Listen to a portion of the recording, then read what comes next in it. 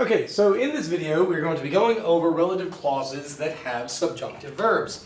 Just to review very briefly, and as is always the case, I will be saying some certain items throughout this video that you will be able to obviously input into the Canvas quiz and earn yourself an easy and free 100. But here are your relative pronouns, qui, quod, quod, and so forth and so on. What they are going to do is introduce a relative clause. A relative clause is a clause that is subordinate. It's dependent upon another clause, and you can even think of a relative clause as somewhat adjectival because it's giving us information or describing that antecedent that the relative pronoun relates to. Remember that the relative pronoun is going to have two things in common with its antecedent. It is going to have the same number and gender. The case of both the antecedent and of the relative are going to be determined by their own function in their own clause. So earlier in the year, when we first encountered this, around chapter 28 or so, we take a quiz. And here you can see that quiz like which we see excuse me, here. And let's take a look at what we have as far as number 9, just at random, to review what relative clauses are like. I always like to underline in blue the main clause. So here you can see pueri quisiem nui cum radario, and then of course the relative clause is going to be introduced by that quod down to feriuit, and then you have conspexere. Now, when we look at the quod, we can understand that it either is going to be the subordinating word because, or it could be from the chart we just looked at, which of course is qui, qui, quod, quis, quis, quis, qui, qui, qui, quim, quam, quod. Quod appears in that chart twice in the singular and neuter area of the chart, and so we need to have an antecedent that would be neuter and would be singular for this to be a which instead of the word because. And we have that. So here it is, of course, the sports car. And so it says that the boys, they spotted a sports car in the road with the coachman, the guy driving the minivan, as it were. A sports car, which, and it could be either nominative or it could be accusative, because it's qui, qui, quod in the nominative, quis, quis, quis, qui, qui, qui, quim, quam, quod in the accusative. And so here we see, excuse me, that this relative clause has already an accusative direct object, so it must be the sports car which almost hit or struck the minivan of the Cornelians. So it is nominative, as you can see there. Gender, of course, is going to be neuter, and number is going to be then singular, as you can see. So we could find subjunctive verbs as the verb of the relative clause. And so when we go up to subjunctive uses list, here you can see that there are actually 3 reasons as to why the relative clause would have a subjunctive verb. Because that relative clause is giving us not some specific information about the antecedent, but rather the characteristic. Or it might be giving us the purpose of the antecedent, or it might be giving us the result. So let's take a look at the clause study guide that I have made. That is, of course, subjunctives in relative clauses. And so we go to the very beginning. And you can read all that by yourself, but what we have is the first usage, in which the subjunctive verb is doing what subjunctives do, which is making things not specific. It's giving us non-specificity. And the example that I use in class and on the study guide here are as follows. Cornelia puella est. Cornelia is a girl. Cornelia is a girl. Then, to whom, because it's in the dative, that cui, which of course is then going back to its antecedent puella, so I know of the 3 cuis, of the 3 genders, we are dealing with the one that is feminine. And they translate both of these sentences in the exact same way. Cornelia is a girl to whom all the boys give flowers. Well, the difference is obviously in our verb of the relative clause, do, dare. Because it is a first conjugation verb, we know that that is indicative, and we know that that is then subjunctive. And so what we are seeing is that it is going to be that she is the specific girl, because indicative gives us specificity, to whom all the boys give flowers, whereas the second one is indicating that she is the type, she's the kind, she's the girl with the characteristic, that to whom all the boys then give, obviously, a sort of, shall we say, flowers. Now, often what you will find is that the antecedent might be modified by a word like talus, talus, tale, which means the sort of. And we look at the example that I give here. Marcus wanted to, or wanted the kind of wife, the sort of wife who would care for his children the best, as it were. And so he's not looking for a specific wife.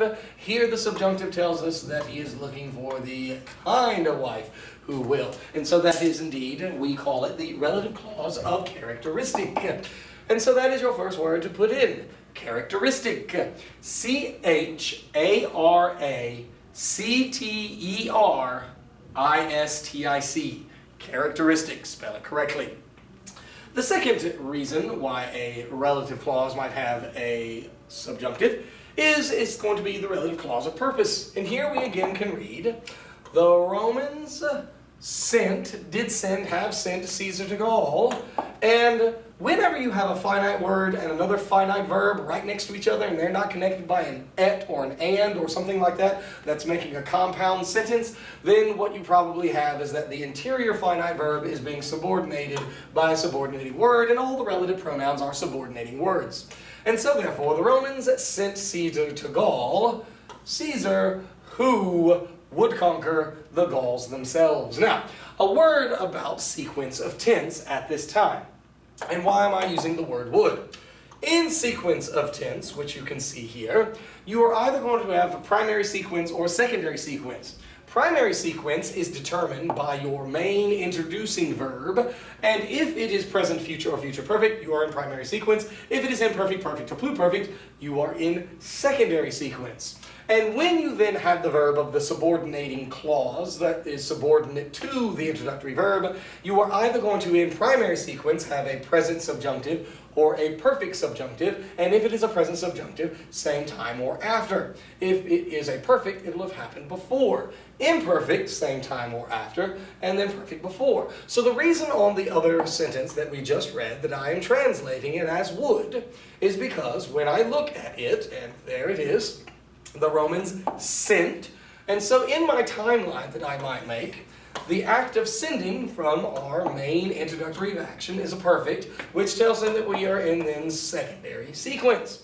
We have an imperfect verb then as the verb that we have within the subordinate clause, which means that the action is going to be after or same time. And so same time would be conquered, but here it could be would conquer, not be conquered, I meant to say, who conquered the Gauls themselves, or who would at some point after that past action conquer. Likewise here, we could translate that she is the kind of girl. So here we are in primary sequence as the introductory verb is a present one, and here a girl who all the boys, and so we could say who all the boys do, same time, give flowers, or remember that the word we use in English as an auxiliary verb for when the period of time is exclusively after the present is will. And that's why we can translate it to whom all the boys will give flowers, because it is going to indicate time after as well, which for that point we say exclusively will. So it's only would if it is an expression after something else that started in the past, like what we have here, because would encompasses all three possibilities. But if we have started here, and it is only at that point in time after we use the word will. So, your second item is then going to be purpose. P-U-R-P-O-S-E, purpose. Now, your purpose clause could easily replace the clause that was the relative clause of purpose. So do you see here, the only thing in which I have changed between these two sentences is instead of using a qui, I use an ut as an ut purpose clause. The Romans sent Caesar to Gaul so that he would. And again, why are we saying would? Sequence of tense means that we start in the past, we're in secondary sequence, imperfect subjunctive. It could happen at all of those possibilities. So, that is your relative clause of purpose, that where the actual relative clause is telling the purpose of the antecedent. Then you have the relative clause of result. The relative clause of result is the, indeed, result of the antecedent. And again, as in with ut clauses of result, what you will see is a so word of some sort. So the man is so strong, and so it is the man is so strong who, and post-it. Again, sequence of tense. Since we are introductory verb in the present tense, we're in primary sequence.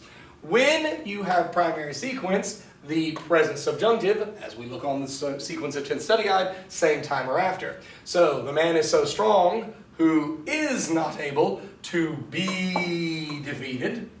Or you could say the man is so strong who will not be able. Same time, is not able, or after, will not be able to be defeated. Again, with the result clause, you can do the same thing that we did for the purpose clause. Replace the qui with an ut, and it would then easily translate the man is so strong that as a result, he is not, or he will not be able to be defeated. So, hopefully you understand all of that. Your third item is antecedent. A-N-T-E, all one word. C-E-D-A-N-T, antecedent, all one word. A-N-T-E-C-E-D-A-N-T, antecedent. All right, so those are what you have as far as the, of course, relative clauses. And again, please be aware of your sequence of tense. It's rather easy simply to, of course, think of it as a chart in your mind in this way. So the teacher does not understand why his students do not study. The teacher does not understand why his students will not study, because present subjunctive studeant is going to perhaps indicate action same time or after. Then compare that to number 3, where it is, and then the second one here. The teacher does not understand why his students have not studied with a perfect subjunctive. Here it is now, we are in secondary sequence in that the teacher did not understand why the students at the same time did not study, were not studying, or why they would not study, because again, same time or after. In the pluperfect, the teacher did not understand why his own students had previously. So if you're starting off here, he did not understand why those students had not studied. So hopefully you will understand that as well. So thanks for watching. You have a fourth item, the last one, which is the word sequence. S-E-Q-U-E-N-C-E,